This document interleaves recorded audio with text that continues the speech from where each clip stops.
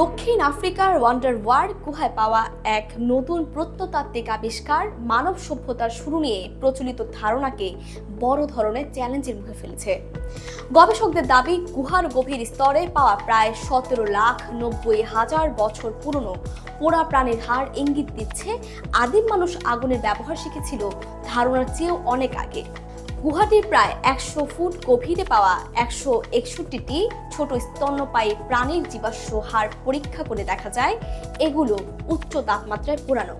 সাধারণত এমন গভীর অংশে কোনো প্রাকৃতিক দাবানলের আগুন পৌঁছানো সম্ভব নয়। এই কারণে গবেষকরা ধারণা করছেন সেই সময়ে হোমো ইরেক্টাস প্রজাতির মানুষ আগুন সংগ্রহ করে গুহায় নিয়ে আসতো এবং নিয়ন্ত্রিতভাবে ব্যবহার করত। এই ব্যাখ্যা আরও চমকপ্রদ হয়ে ওঠে যখন গবেষণায় দেখা যায় হাড়গুলো কোনো সাধারণ আগুনে পোড়া নয়, বরং দীর্ঘ সময় ধরে নিয়ন্ত্রিত তাপের সংস্পর্শে থাকার লক্ষণ রয়েছে।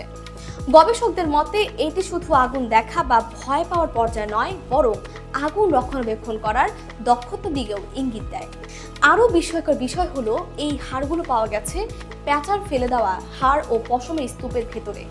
বিজ্ঞানীদের একটি অনুমান অনুযায়ী সেই সময়ের মানুষ হয়তো এই শুকনো জৈব বর্জ্যকে জ্বালানি হিসেবে ব্যবহার করত, কারণ এটি সহজে জ্বলে এবং দীর্ঘক্ষণ তাপ ধরে রাখতে পারে।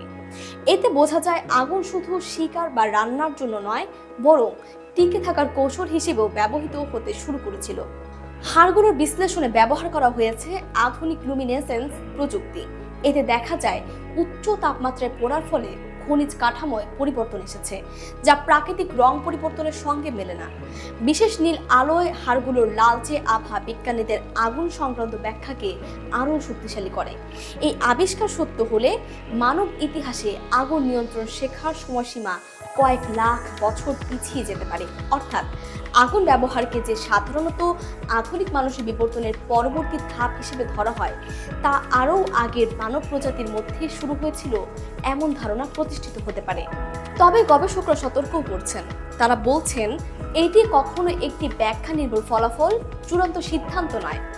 আগুনের উৎস, ব্যবহার এবং নিয়ন্ত্রণ, এই তিনটি বিষয় নিশ্চিতভাবে প্রমাণ করতে আরও গবেষণা প্রয়োজন।